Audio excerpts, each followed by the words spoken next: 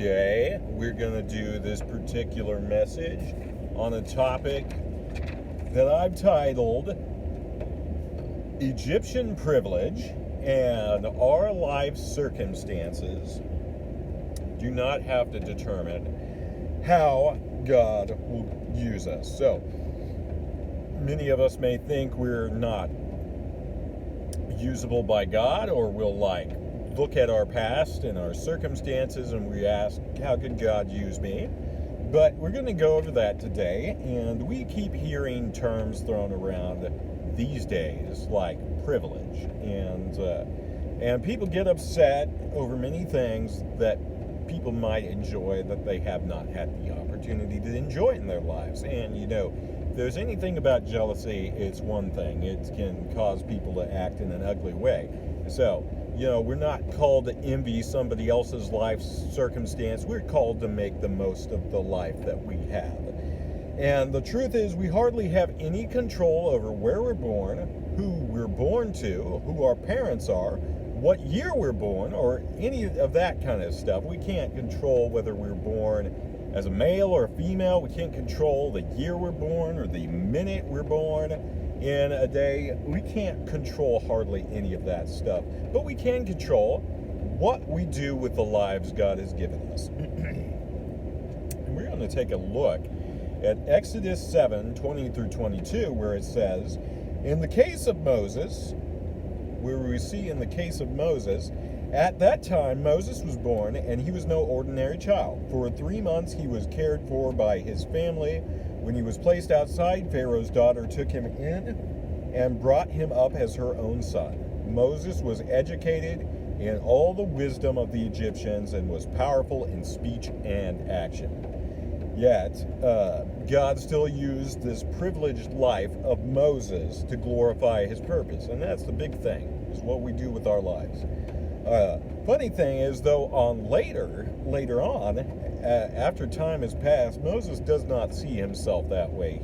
He actually does not consider himself good at speaking, and we will go over that when he was called by God in Exodus 4 to confront Pharaoh. Moses said to the Lord, "Pardon your servant, Lord. I have never been eloquent, neither in the past nor since you have spoken to your servant. I am slow in speech and tongue." And so Moses here is saying, God, you got the wrong guy. I mean, I'm not good at speaking. I think you should pick someone else. And then after making excuses several times, it says the Lord got angry at Moses and like, no, Moses, you're going. You're doing it. So Moses finally is like, okay, Lord, fine. I'll consent. And so Moses obviously had his insecurities, as we see. And though apparently in the New Testament it describes him as a very different sort of man than how he saw himself. What is the lesson here? Well, we cannot limit God. We cannot limit how God can use our unique life situation or our past for his purpose for our lives. And we just got to step into that. Whether we had a great upbringing or a not so ideal upbringing, God will use each of us if we make our number one goal to serve him and please him and glorify his purpose. Whether we're rich or whether we're poor, whether we're an ordinary person, an average Joe, or whether we are popular, or have lots of friends or few friends, it doesn't matter. These externals don't really play a part in how God's going to use us. God can use anybody, and we see later on in 2 Corinthians, God can use the weak things to shame the strong. He can use the not so esteemed things to shame the arrogant people that are around. That's what 2 Corinthians talks, or 1 Corinthians, it's either 2nd or 1 Corinthians. I'll have to look it up later to get my facts correct, but we see that God can use someone who is, whether they're poor, or whether they're not so good at speaking, or whether they're, or whether you are good at speaking or good at this or that. Our talents and abilities, our upbringing, our status in life does not determine whether or not God will use us. Oftentimes when we go to fill out an application for a job, they ask, well, what is your experience? Or what are you good at doing? Or what makes you qualified for this job? But that's not so true with God. When God is looking for an individual, he's looking for, are you willing to obey and submit fully to me? Are you willing to empty yourself of all your pride and all your